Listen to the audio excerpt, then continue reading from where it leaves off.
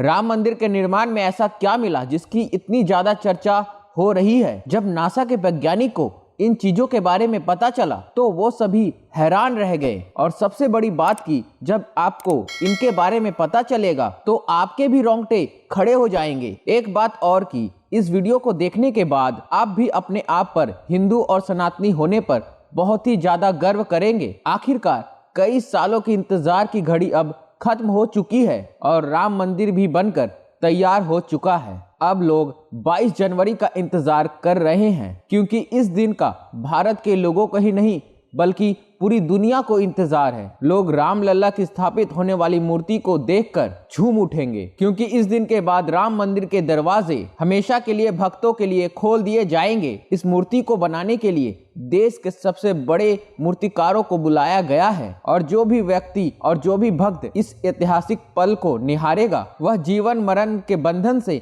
मुक्त हो जाएगा। क्योंकि मित्रों, यह तो आपको पता ही होगा कि 22 जनवरी 2024 को राम मंदिर में रामलला की मूर्ति की प्राण प्रतिष्ठा होगी। लेकिन यह मंदिर को बनकर भले ही तैयार क्यों ना हो गया हो, लेकिन इसके निर्माण के समय कई ऐसे चमत्कार हुए हैं, उसे देखकर मंदिर के प्रति समेत कई लोग दंग रह गए हैं। यहाँ तक कि इन चीजों को देखकर नासा के वैज्ञानिक ने तो अपना सर ही पकड़ लिया है और तो और वह एक ऐसी गहरी सोच में पड़ गए हैं कि मानो उन्होंने कोई भयानक चीज देख ली हो। आज की इस वीडियो में हम राम मंदिर के बनते वक्त हुए वह चमत्कारों और रहस्यमयी चीजों के बारे में हम आपको बताएंगे, जिसे सुनकर शायद आप भी यकीन ना कर पाओ। नमस्कार मित्रों, आप लोग देख रहे हैं द सनातन ज्ञान। मित्रों, वीडियो शुरू करने से पहले अगर आप प्रभु श्री राम के सच्चे भक्त हैं तो वीडियो को लाइक करके कमेंट बॉक्स में जय श्री राम जरूर लिख देना और ज्यादा से ज्यादा इस वीडियो को शेयर कर देना, ताकि हिंदू धर्म का प्रचार प्रसार जोर जोर से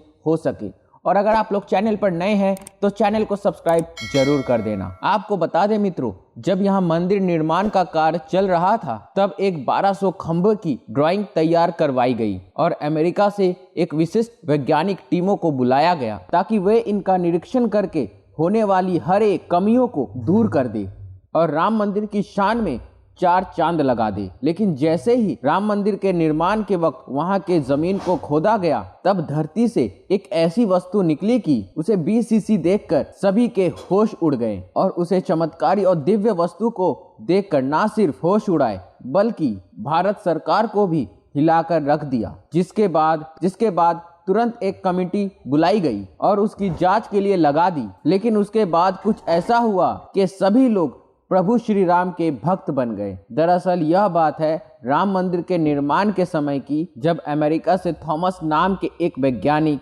भारत में राम मंदिर के निर्माण कार्य के दौरे पर आए हुए थे। यहाँ आकर देखा कि वह राम मंदिर का निर्माण तो काफी जोर शोर से चल रहा है। जिसके बाद वह अपना रूटीन काम फिर से शुरू कर दिया और अपना काम करना शुरू कर दिया। अपना काम करने के दौरान जैसे ही उनकी नजर मंदिर के परिसर पर पड़ी तो उन्हें एक ऐसी जगह दिखाई दिया जहां पर धरती नरम पड़ी हुई थी। देखने पर वह धरती वहां से पूरी तरह अलग ही दिख रही थी। थॉमस को अपनी अंतर आत्मा से कुछ अलग सी प्रेरणा मिलने लगी और तुरंत थॉमस ने वहां पर मजदूरों को खुदाई करने के लिए बोल दिया। एक बार के लिए तो मजदूर भी हैरान हो गए कि ऐसी धरती के लिए खुदाई क्यों करवा रहे हैं, लेकिन मजदूरों को तो उनका ऑर्डर मानने का काम था, इसलिए उन्होंने बिना कुछ सवाल किए खुदाई करना शुरू कर दिए। जैसे ही वहां पर खुदाई शुरू हुई, कुछ ही देर बाद उस धरती से पानी का प्रवाह शुरू हो गया। उस बहते हुए पानी को देख खुदाई करने वाले मजदूर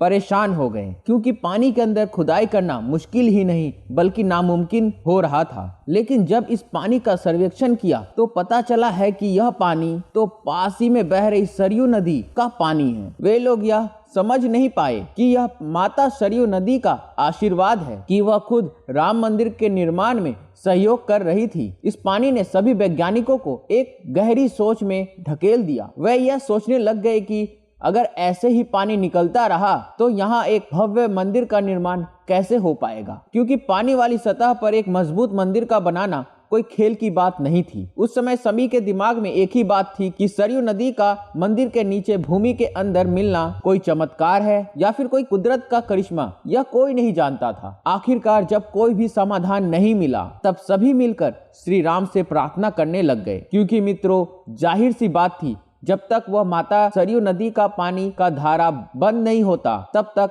आगे का काम शुरू नहीं होगा। लेकिन अगले ही दिन श्री राम ने उनकी पुकार सुन ली और माता सरयू नदी का पानी स्वतः ही बंद हो गया और एक बार फिर राम मंदिर का निर्माण कार्य जोरों शोरों से शुरू हो गया। और यह काम इस कदर चला कि अब यहाँ अंतिम छोर पर पहुंच चुका है, या यूं कहे कि यह पूरा तैयार ही हो गया है। और 22 जनवरी को यहाँ भगवान श्री राम की प्राण प्रतिष्ठा भी की जाएगी। यह मंदिर इतना भव्य बना है कि इसे देखने के लिए सरकार ने यहाँ एक अंतरराष्ट्रीय हवाई अड्डा का निर्माण किया है, ताकि देश और दुनिया का लोग सीधे ही यहाँ पर आ सके और इसे देख सके। यह मंदिर तो आप कभी भी देख सकते हैं, लेकिन मित्रों एक सवाल यह है कि पुराने समय में यहाँ राम मंदिर था वह कैसा दिखता था, जिसे तोड़कर बाबर ने बाबरी मस्जिद बनाई थी। और उस राम मंदिर का निर्माण आखिर किसने किया था, क्योंकि मित्रों यह रहस्य आज तक सीमित लोगों को ही पता है, ज्यादातर लोगों को इसके बारे में कुछ भी मालूम नहीं है। तो चलिए मित्रों आज मैं आपको इसका पूरा रहस्य इस वीडियो के माध्यम से बताता हूँ, तो बने रहिएगा हमारे साथ वीडियो के एंड तक। आखिर उस समय भगवान की नगरी अयोध्या को किसने बनाया था? यह पवित्र नगरी हिंदुओं के लिए बहुत ही ज्यादा महत्वपूर्ण है, क्योंकि यहाँ पर स्वयं प्रभु श्री राम का जन्म हुआ था। इसीलिए मित्रों इसे राम जन्मभूमि भी कहते हैं। इतिहासकारों के अनुसार कौशल प्रदेश की प्राचीन राजधानी अवध को कालांतर अयोध्या और बौद्ध काल में साकेत कहे जाने लगा। अयोध्या मूल रूप से मंदिरों का शहर था। हालांकि यहाँ खुदाई के वक्त आज भी हिंदू, बौद्ध और जैन धर्म से जुड़े मंदिरों के अवशेष देखे गए, जिसमें खंभों से लेकर हिंदू आकृतियां बनी हुई थी। अयोध्या नगरी होने का वर्णन भी वाल्मीकि रामायण में मिलता है। कहते हैं कि भगवान श्री राम के जल समाधि लेने के बाद अयोध्या कुछ काल के लिए उजाड़ सी हो गई थी, लेकिन उनकी जन्मभूमि पर बना महल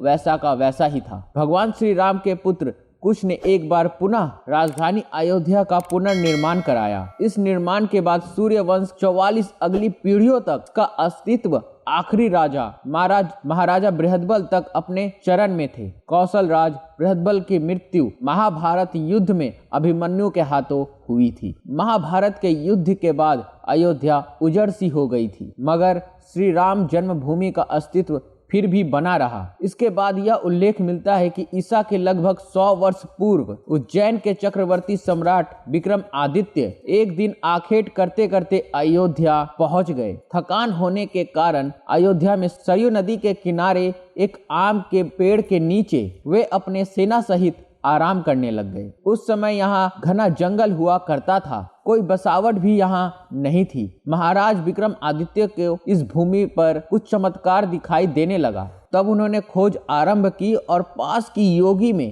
बसे संतों की कृपा से उन्हें ज्ञात हुआ कि यह श्री राम का अवध भूमि है। उन संतों के निर्देश से सम्राट ने यहाँ एक भव्य मंदिर का निर्माण कराया था। वीडियो के अंत तक बने रहने के लिए आप लोगों का बहुत ही धन्यवाद। और मित्रों उम्मीद करता हूँ वीडियो आप लोगों को बहुत ही अच्छा लगा होगा। अगर आप लोगों को वीडियो अच्छा लगा है तो वीडियो को एक लाइक करके कमेंट बॉक्स में जय श्री राम अवश्य लिख देना और ज़्यादा से ज़्यादा इस वीडियो को शेयर कर देना, ताकि सनातन धर्म का प्रचार प्रसार जोर शोर से हो सके। और चैनल पर अगर आप लोग नए हैं तो चैनल को सब्सक्राइब जरूर कर लेना। तो मिलते हम अगली वीडियो में एक नई जानकारी के साथ, एक नए ज्ञान के साथ और एक नए थॉट्स के साथ। तब तक के लिए नमस्कार मित्रों।